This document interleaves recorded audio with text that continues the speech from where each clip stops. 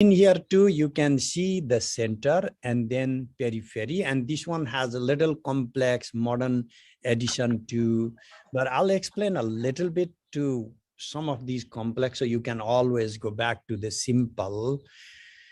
The main thing about center and the periphery is, first of all, there is a unity of all the energies, all the forces, shaktis. That is where the center is.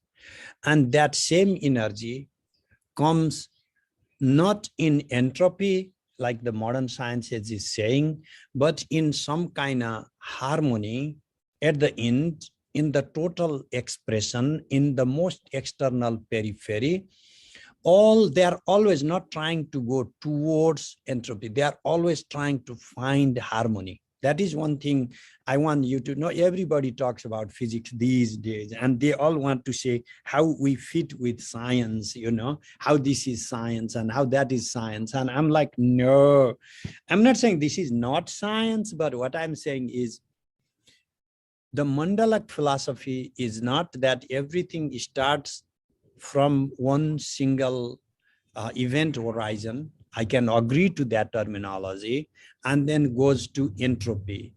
And in here, what happens, everything emerges from an event horizon and goes to finding a final harmony. And so there is a chaos in the scattered energy, unrecognized energy, and then the constitutive creative force is always trying to find harmony with all those chaotic energies.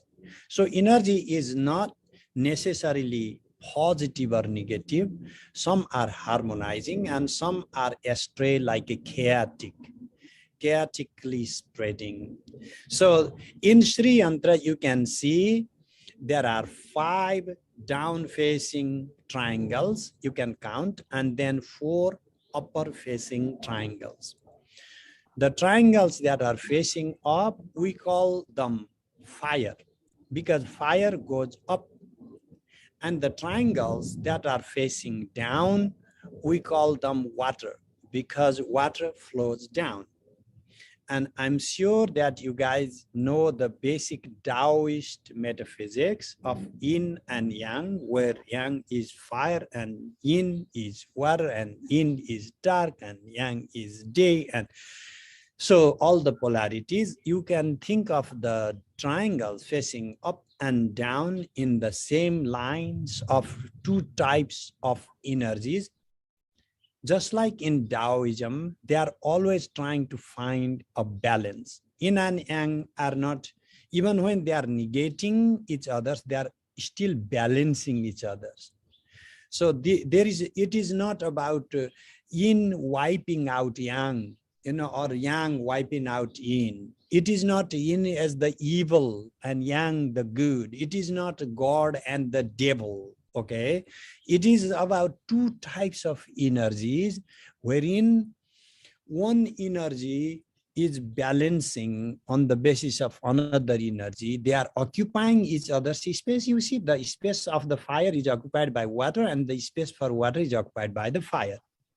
And the fire is the male and the female is water.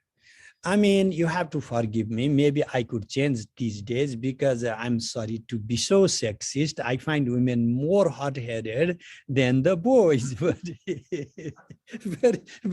somehow, and there are more other cooling and heating energies, and then they even went to depicting almost going to basic sexology. Of reading these polarities within 2 sexes. And no matter what, they are not just talking about sexes, they are talking about the primordial nature and the intrinsic nature of the energies, the ways the energies interact.